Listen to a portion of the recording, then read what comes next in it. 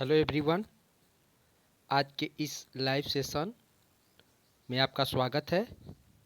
आज के इस लाइव सेशन यानी लेक्चर 8 में हम लोग बात करेंगे मूल अधिकार के बारे में। और आपका जो मूल अधिकार है वह संविधान के भाग 3 में वर्णित है और इसमें अनुच्छेद 12 से लेके यहाँ पे 35 रहेगा, 12 से लेके 35 को डिस्कस किया गया है। तो आइए जानते हैं कि मूल अधिकार क्या है और इससे जुड़े हुए कुछ फैक्ट्स के बारे में। तो सबसे पहले तो देखिए, फंडामेंटल राइट्स यानी कुछ मूल अधिकार भारत के नागरिकों को, सभी नागरिकों को प्राप्त हैं। अ, और उनका वर्णन आपको संविधान के भाग 3 में मिलता है और इसमें अनुच्छेद 12 से लेकर 35 तक शामिल है। अब अगर आपसे प्रश्न पूछा जाता है कि संविधान में मूल अधिकार किस भाग में वर्णित है, तो आप इसका आंसर क्या देंगे? भाग 3 में वर्णित है। ठीक है। अब कुछ इससे जुड़े हुए फैक्ट क्या है। पहला फैक्ट है कि यह अमेरिका के संविधान से लिया गया है।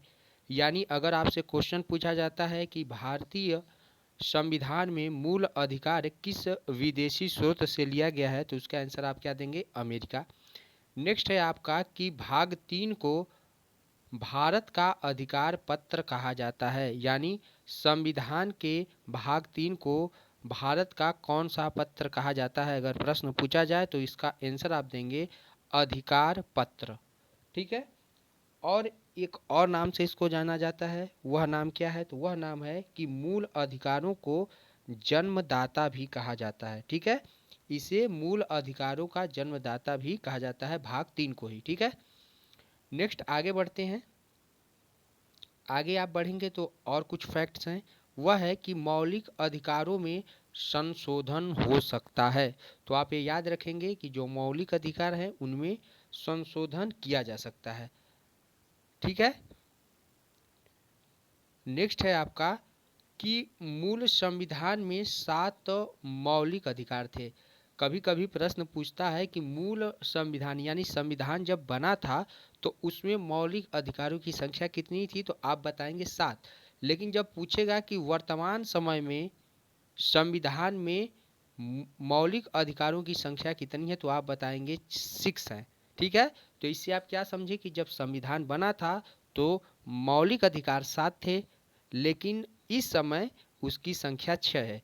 तो कौन सा घटाया गया है, हटाया गया उसमें से? तो जो हटने वाला है वह है संपत्ति का अधिकार। यानी कि संपत्ति के अधिकार जो कि अनुच्छेद 31 में वर्णित था उसको हटा दिया गया है और इसको 44वें संविधान संशोधन 1978 के द्वारा हटाया गया है मौलिक अधिकार की सूची से। ठीक है। तो 2-3 फैक्ट याद करेंगे क्या कि मूल संविधान में 7 मौलिक अधिकार थे, वर्तमान समय में 6 हैं। किसको 7 में से हटाया गया है? तो संपत्ति के अधिकार को हटाया गया जो कि अनुच्छेद 31 में था। और यह कब हटाया गया? तो 44वें संविधान संशोधन के द्वारा हटाया गया। इसको हटा के कहाँ रखा गया है? तो मौलिक अधिकार की सूची से इसे हटाकर अनुच्छेद 300 ए के अंतर्गत कानूनी अधिकार के रूप में इसको जोड़ दिया गया है। यानी अब इसको कहाँ रखा गया है? कानूनी अधिकार के रूप में इसको रख दिया गया है। ठीक है। और कहाँ पे? अनुच्छेद 300 ए में। ठीक है। इसको इस समय कहाँ जोड़ा गया है? अनुच्छेद 300 ए के अंतर्गत कानूनी अधिकार के रूप में अब इसको जोड़ा गया है। आगे बढ़ते हैं, कुछ और फैक्ट्स हैं यहाँ पे। फैक्ट ये है कि मूल अधिकार का प्रारूप पंडित जवाहरलाल नेहरू ने दिया था। अगर प्रश्न पूछा जाता है कि मूल अधिकार का प्रारूप किसने दिया था, तो आप बताएंगे पंडित जवाहरलाल नेहरू। आगे बढ़ते हैं। अनुच्छेद 368 में दी गई प्रक्रिया के द्वारा मूल अधिकारों में संशोधन किया जा सकता है। यानी अगर प्रश्न पूछता है कि किस अनुच्छेद के द्वारा हम मूल अधिकारों में संशोधन कर सकते हैं, तो आप बताएंगे 368, अनुच्छेद 368 के तहत इसमें संशोधन किया जा सकता है। अब आइए देखते हैं कि वो कौन कौन से मूल अधिकार है जो भारत के सभी नागरिकों को प्राप्त हैं। तो यहाँ पे आप देख सकते हैं कि 7 है। तो ये हम बात कर रहे हैं जब इसको संपत्ति के अधिकार को हटाया नहीं गया था तब से बात कर रहे हैं। ठीक है। 7 थे और अब इसको यहाँ से हटा दिया गया है। तो पहले ही आपके 7 थे, कौन कौन से थे? समता का अधिकार, स्वतंत्रता का अधिकार, शोषण के विरुद्ध अधिकार, धर्म व स्वतंत्रता का अधिकार, संस्कृति और शिक्षा संबंधी अधिकार, संपत्ति का अधिकार और 7वां था संवैधानिक उपचारों का अधिकार, जिसमें से कि अब इसको हटा दिया गया इसमें से वर्तमान समय में और इसको आपका कानूनी अधिकार के रूप में जोड़ दिया गया है। तो अब देखते हैं कि वर्तमान समय में जो बचे हुए हैं वो आपके ये 6 बचे हुए हैं और किसमें कौन कौन से अनुच्छेद हैं उसको भी जान लेते हैं। तो देखिए पहला आपका वही है समता या समानता का अधिकार। ठीक है, पहला मौलिक अधिकार क्या है कि सबको समानता दी गई है और इसके अंतर्गत आपका अनुच्छेद 14 से 18 आता है। अभी हम लोग आगे ये बात करेंगे कि अनुच्छेद 14 में क्या है, 15 में क्या है, 16 में क्या है, 18 में क्या है। ठीक है, सेकेंड है आपका स्वतंत्रता का अधिकार, इसमें अनुच्छेद 19 से 22 आता है। थर्ड है शोषण के विरुद्ध अधिकार, इसमें आपका अनुच्छेद 23 से 24 आता है। थर्ड है आपका धार्मिक स्वतंत्रता का अधिकार, इसमें आपका अनुच्छेद 25 से 28 आता है। और फिफ्थ 5 है आपका वह है संस्कृति और शिक्षा संबंधी अधिकार, इसमें आपका अनुच्छेद 29 और 30 आता है। तो आप ये याद करेंगे कि शिक्षा संबंधी अधिकार एक मौलिक अधिकार है जो कि 5वें नंबर पे आता है। ठीक है, यह प्रश्न पूछा जाता है KVS, NVS, UP TET, C TET कोई भी एग्जाम की आप तैयारी कर रहे हैं। और 6 है आपका संवैधानिक उपचारों संबंधी अधिकार जो कि अनुच्छेद 32 में आपका वर्णित है। अब इसको हम लोग 1 बाय 1 करके एक एक करके डिस्कस करते चलेंगे इनके अनुच्छेदों को और वहीं पे समझते भी चलेंगे कि उनका मतलब क्या है। ठीक है, तो आइए आगे बढ़ते हैं। अब आप क्रम से एक एक को हम लोग देखेंगे और उसमें कौन कौन से अनुच्छेद है, वो अनुच्छेद क्या कहते हैं, उनको भी देखते हुए चलेंगे। तो पहला जैसा कि हमने बताया था आपको, पहला अधिकार होता है समता या समानता का अधिकार। ठीक है, इसमें अनुच्छेद क्या है 14 से लेके 18 तक वर्णित है। अब हम लोग जानते हैं कि अनुच्छेद 14 से 18 में क्या क्या बोला गया है, तो आइए यहाँ से हम लोग इसको देखने की कोशिश करते हैं। ये है आपका इनके अनुच्छेद। ठीक है, तो आइए क्रम से देखते हैं। अनुच्छेद 14 देखते हैं। तो अनुच्छेद 14 क्या करता है, कहता है कि विधि के समक्ष समता हो, यानी विधि के समक्ष समता एवं विधियों का समान संरक्षण। इसका अर्थ यह है कि राज्य सभी व्यक्तियों के लिए एक समान कानून बनाएगा तथा उन पर एक समान लागू करेगा। ठीक है, तो यहाँ पे समानता की बात की गई है। अनुच्छेद 15 कहता है कि धर्म, मूल वंश, लिंग और जन्म स्थान के आधार पर विभेद का प्रतिषेध, यानी कि राज्य के द्वारा धर्म, जाति, लिंग एवं जन्म स्थान आदि के आधार पर नागरिकों के प्रति जीवन के किसी भी क्षेत्र में भेदभाव नहीं किया जाएगा। ठीक है, तो पहला क्या कहता है आपका कि एक समान कानून रहेगा, किसी को मतलब किसी के लिए अलग अलग कानून नहीं रहेगा, यह अनुच्छेद 14 कहता है। अनुच्छेद 15 कहता है कि धर्म, जाति, लिंग के आधार पर भेदभाव नहीं किया जाएगा। अनुच्छेद 16 आपका कहता है कि लोक नियोजन के विषय में अवसर की समानता होगी, यानी राज्य के अधीन किसी पद पर नियोजन या नियुक्ति से संबंधित विषयों में सभी नागरिकों के लिए अवसर की समानता होगी। ठीक है, कुछ अपवाद हैं जैसे एससी, एसटी और ओबीसी को आप यहाँ पे अपवाद के रूप में वर्णित हैं। नेक्स्ट है आपका अनुच्छेद 17। तो देखिए अनुच्छेद 17 कहता है कि अस्पृश्यता का अंत और उसका आचरण निषिद्ध। ठीक है, अनुच्छेद 17 कहता है यानी कि अस्पृश्यता के उन्मूलन के लिए इसे दंडनीय अपराध घोषित किया गया है। नेक्स्ट है आपका अनुच्छेद 18। अनुच्छेद 18 कहता है कि सेना या विद्या संबंधी सम्मान के सिवाय सभी उपाधियों पर रोक, यानी कि सेना या विधा संबंधी सम्मान के सिवाय अन्य कोई भी उपाधि राज्य द्वारा प्रदान नहीं की जाएगी। भारत का कोई नागरिक किसी अन्य देश से बिना राष्ट्रपति की आज्ञा के कोई उपाधि स्वीकार नहीं कर सकता। यह आपका अनुच्छेद 18 में वर्णित किया गया है। ठीक है, और एक पॉइंट यहाँ पे और नोट करने हैं आप कि भारत सरकार द्वारा भारत रत्न, पद्म विभूषण, पद्म भूषण, पद्मश्री एवं सेना द्वारा परमवीर चक्र, महावीर चक्र, वीर चक्र आदि पुरस्कार अनुच्छेद 18 के तहत ही दिए जाते हैं। ठीक है, तो अगर यह प्रश्न आपको पूछा जाए कि भारत रत्न किस अनुच्छेद के अंतर्गत दिया जाता है, तो उसका आंसर आप देंगे अनुच्छेद 18 के तहत जो है कि आपको यह पुरस्कार प्राप्त किया जाता है किसी भी व्यक्ति को। आगे बढ़ते हैं तो आप जानते हैं कि पहला जो समता का अधिकार था उसमें कुल अनुच्छेद आपका समाप्त हो चुका है, जिसमें कि अनुच्छेद 14 से 18 तक को हमने डिस्कस कर दिया। अब आगे बढ़ते हम लोग सेकेंड अधिकार की तरफ, और आप जानते हैं कि हमारा जो सेकेंड अधिकार है वह है स्वतंत्रता का अधिकार, और इसमें अनुच्छेद 19 से लेकर अनुच्छेद 22 तक का डिस्कशन किया गया है। तो आइए देखते हैं अनुच्छेद 19, 21 और 22, 20, 21, 22 क्या कहता है। तो सबसे पहले जानते हैं अनुच्छेद 19 को। तो देखिए अनुच्छेद क्या क्या बातें करता है। 6 अधिकारों की रक्षा की बात करता है। यह स्वतंत्रता का अधिकार है सेकंड वाला। तो उसमें आपका पहला क्या है कि 6 अधिकारों की सुरक्षा जो है वह अनुच्छेद 19 में डिस्कस है। देखिए अनुच्छेद 19 जो था वह मूल संविधान में 7 तरह की स्वतंत्रता का उल्लेख था, अब सिर्फ 6 हैं। ठीक है, अनुच्छेद 19 में जो 6 बातों को बोला गया, इस समय 6 बातें बचे हैं। जब मूल संविधान था तो 7 बातें बोली गई थी। उनमें से संपत्ति का अधिकार भी था, जिसको कि आपको 44वां संविधान संशोधन के द्वारा इसको यहाँ से हटाया गया है। ठीक है, तो अब बचा कौन कौन सा। पहला है वाक एवं अभिव्यक्ति यानी बोलने की स्वतंत्रता। सेकेंड है आपको सम्मेलन करने की स्वतंत्रता दी गई है, यानी आप कहीं भी शांतिपूर्वक बिना हथियार के एकत्र हो सकते हैं और सभा को कर सकते हैं, स्वतंत्रता इसकी आपको प्रदान की गई है। संघ बनाने की स्वतंत्रता यानी कोई पार्टी आप बना सकते हैं, इसकी स्वतंत्रता प्रदान की गई है अनुच्छेद 19 के तहत। देश के किसी भी क्षेत्र में आवागमन की स्वतंत्रता यानी संचरण की स्वतंत्रता दी गई है, आप देश में कहीं भी आ जा सकते हैं, इसकी स्वतंत्रता आपको अनुच्छेद 19 के तहत दी गई है।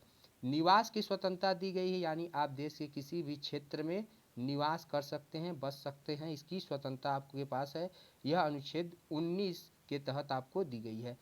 नेक्स्ट है आपको वृत्ति यानी कोई भी व्यापार एवं जीविका चलाने की आपको स्वतंत्रता है, यह भी आपको अनुच्छेद 19 में बताया गया है।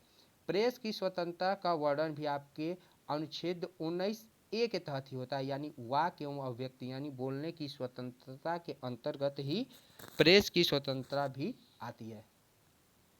अब अगला अनुच्छेद जो है वह है आपका अनुच्छेद 20। अनुच्छेद 20 बोलता है कि अपराधों के लिए दोष सिद्धि के संबंध में संरक्षण। ठीक है, यानी इसके तहत 3 प्रकार की स्वतंत्रता का वर्णन आपको मिलता है। पहला है किसी भी व्यक्ति को एक अपराध के लिए सिर्फ एक बार सजा मिलेगी, यह बात अनुच्छेद 20 कहता है।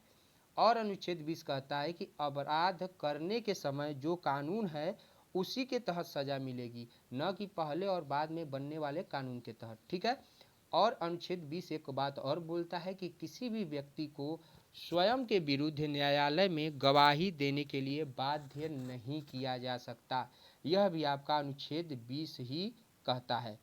नेक्स्ट है आपका अनुच्छेद 21। अनुच्छेद 21 है जो वह प्राण एवं दैहिक स्वतंत्रता का संरक्षण बताता है, यानी किसी भी व्यक्ति को विधि द्वारा स्थापित प्रक्रिया के अतिरिक्त उसके जीवन और वैयक्तिक स्वतंत्रता के अधिकार से वंचित नहीं किया जा सकता।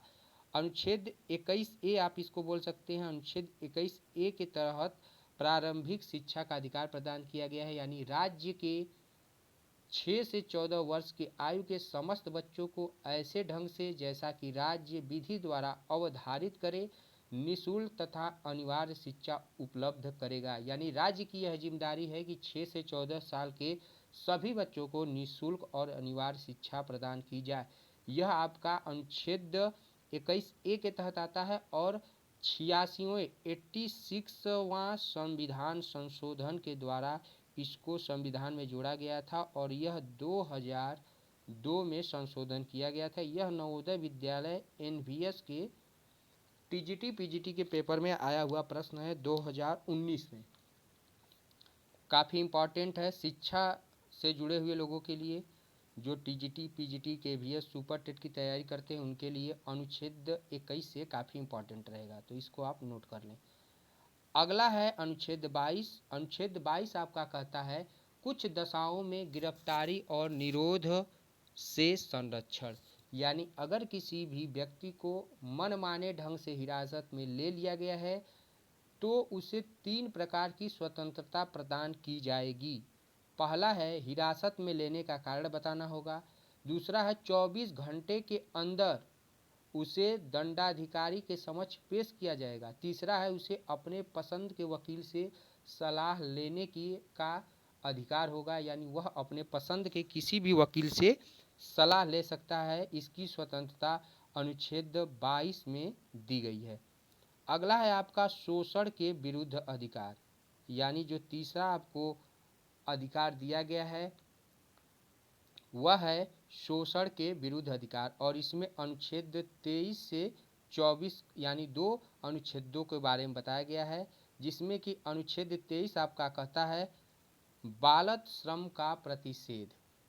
क्या कहता है? अनुच्छेद 23 कहता है कि जो छोटे बच्चे हैं, यानी कि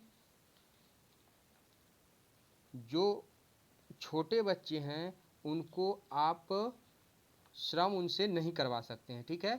इसके द्वारा किसी व्यक्ति की खरीद बिक्री, बेगारी तथा इसी प्रकार का अन्य जबरदस्ती लिया हुआ श्रम निषिद्ध ठहराया गया है, जिसका उल्लंघन विधि के अनुसार दंडनीय अपराध है, ठीक है।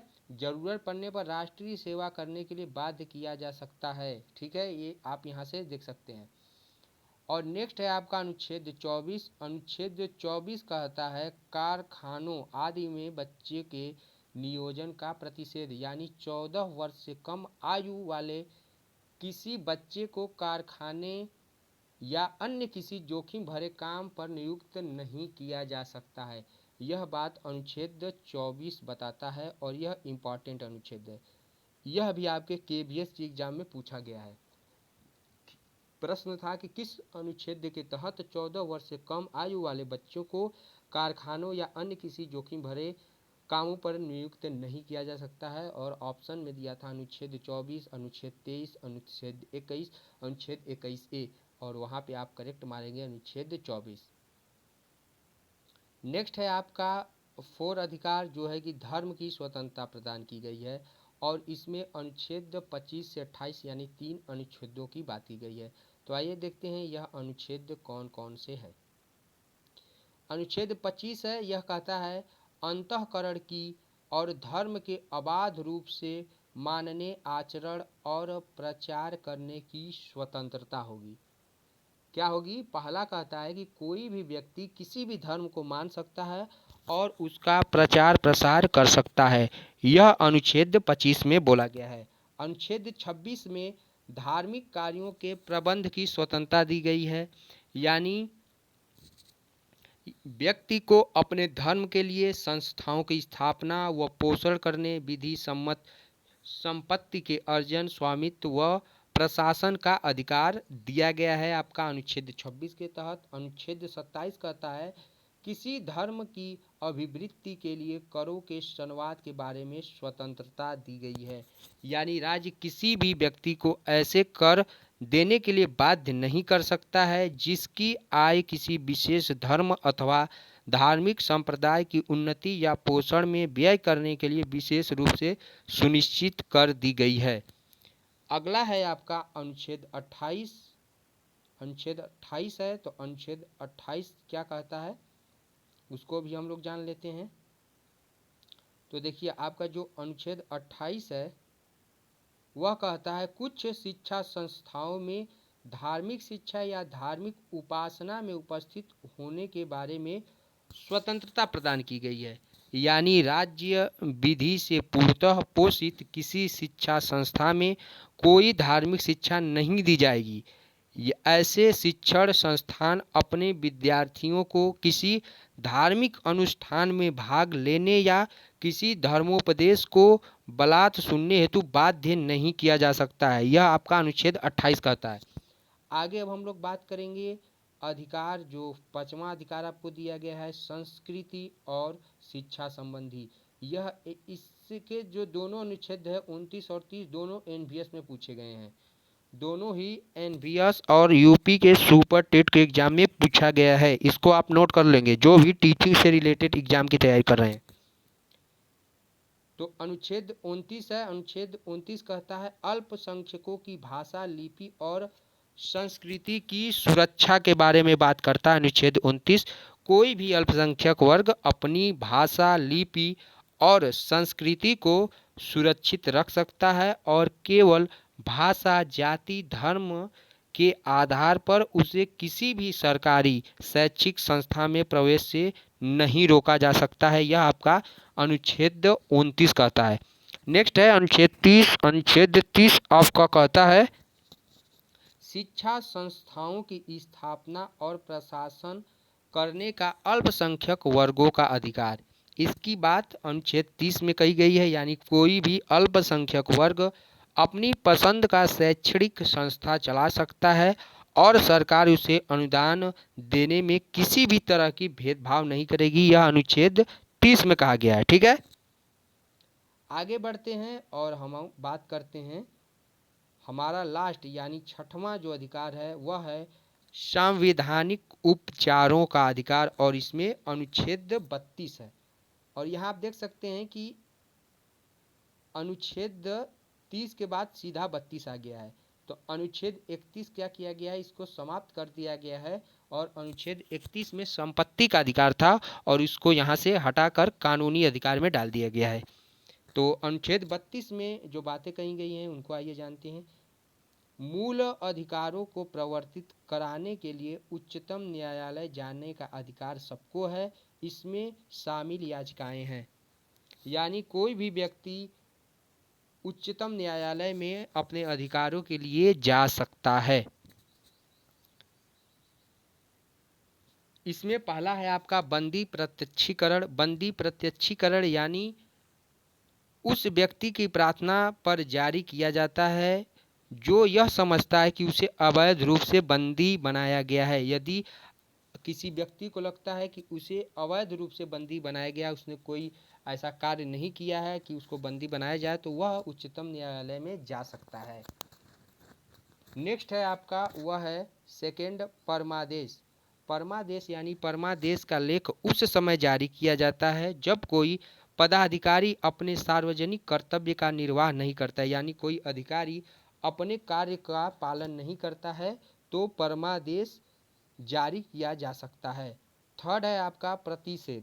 प्रतिषेध यानी यह आज्ञा पत्र सर्वोच्च न्यायालय तथा उच्च न्यायालयों द्वारा निम्न न्यायालयों यानी जिला कोर्टों को व अर्ध न्यायिक न्यायालयों को जारी करते हुए आदेश दिया जाता है कि इस मामले में अपने यहाँ कार्रवाई न करें क्योंकि यह मामला उनके अधिकार क्षेत्र के बाहर है।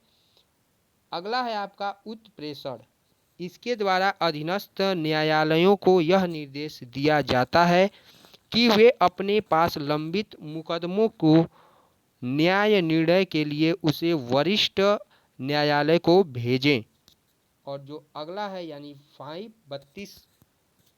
32 का जो 5वां भाग है वह है अधिकार परीक्षा।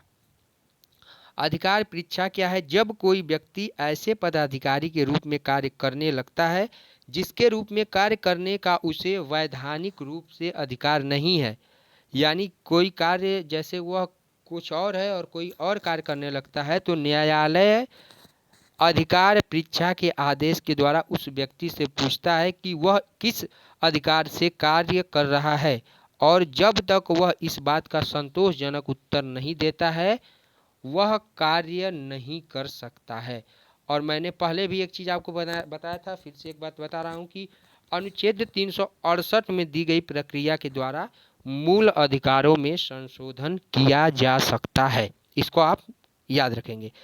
तो इस प्रकार से आज का यह लेक्चर समाप्त होता है। और अभी तक आपने इस वीडियो को लाइक नहीं किया है तो लाइक कर दीजिएगा, दोस्तों के साथ शेयर कर सकते हैं, और हमसे जुड़ने के लिए आप चैनल को सब्सक्राइब जरूर करें। आप टेलीग्राम पे जुड़ सकते हैं, फेसबुक, इंस्टाग्राम, ट्विटर पे भी जुड़ सकते हैं। टेलीग्राम से जुड़ने से आपको यह होगा कि इसका पीडीएफ आपको प्राप्त हो जाएगा। तो टेलीग्राम के लिंक पर क्लिक करके आप हमसे ज़रूर जुड़ें। Thank you so much.